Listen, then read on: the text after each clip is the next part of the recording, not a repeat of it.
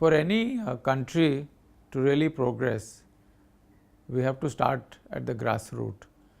Grassroots means pre-primary education, nursery education, kindergarten. Why am I saying that? Hundreds of tests have been done on human beings around the world, and it is a very important fact which has come out that 90% of the brain is developed by the age of 6. All human values, right or wrong, good or bad, black and white, red and green, all that is learnt in the early stages in life.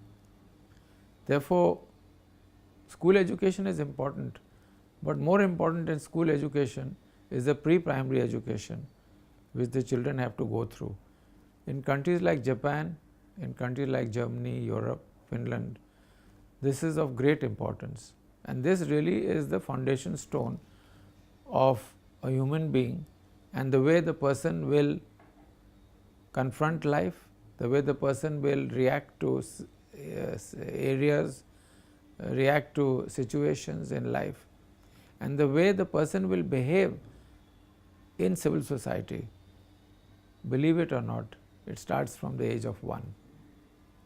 Now, this is something we have been talking to the government of India. We have a lot of reports which I can share with the audience, and the government is beginning to see the silver lining in the cloud. Now, as we move on to school education, I am sorry to say that in our country, the school dropout rate between class 1 and 12 is 90%. That means 90% of the kids drop out by the time they pass out from class 12. Very, very serious. And unfortunately, neither the central government nor the state government, even the civil society, they are not bothered about the 90% which drop out from school. They are so worried about the 10% who pass. So, school education has to be changed, has to be improved to prove what I am saying. There is a very big NGO called Pratham. They come out with an annual report on the quality of primary education. That means from class 1 to 5 or 6. And time and again, every year they have been checking in all the states, and it is very sad to share this with the audience that a 5th class or a 6th class student cannot read a class 2 notebook or a class 3 notebook. So, I think if the country really has to move, if we really want to transform India, we have got to start with pre-primary education and then strengthen our school education. According to our estimates, the literacy definition is wrong.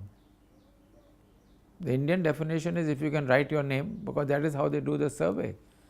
The people who do the survey come and ask you, can you write your name? You say, yes, my name is Ram, I can write Ram. So, I am literate.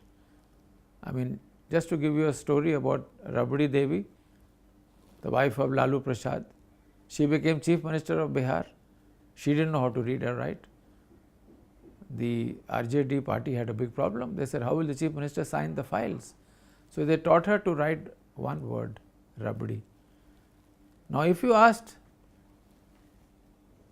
Rabdi Devi, ma'am, will you please write one page about the problems of Bihar?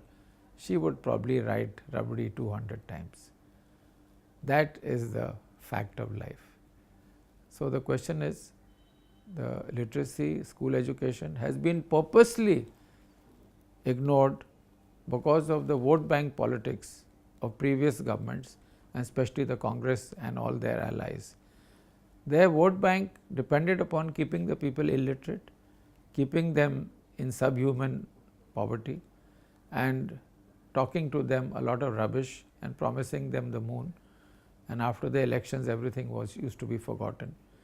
Fortunately, we have a very strong government now But we can't catch up on 68 years of neglect. It will take us at least 10 years to catch up on our school education. So, unless we put our house in order for school education, this country is going nowhere.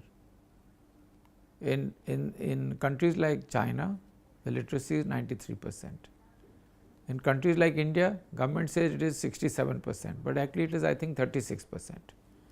So, long way to go, but at least we have recognized the fact, at least the new government is talking not politics, they are talking the truth, and unless you talk the truth, you can't address the problem. So, school education is an area which the state governments have to take it up. Money is not the criteria. Today, with the 6th, 7th pay panel commission, the salaries of teachers is very high. It goes into 50,000, nearly a lakh of rupees a month. So, imagine a teacher in a rural school getting 1 lakh a month. It's a lot of money. Question is, the governance of that school becomes a question mark. Because if the teacher is not teaching, if the teacher is skipping classes, in many cases in rural India, the teachers appoint somebody else at 5,000 rupees a month and they become standby teachers, while the teacher is busy running some business. Either he is a money lender, or he is running a shop, or he is a farmer busy in his land, and so the whole thing is in a mess. So, good governance has to go with education to succeed. Now, that is as far as school education is concerned. It is the first most important aspect of human development which needs complete overhaul.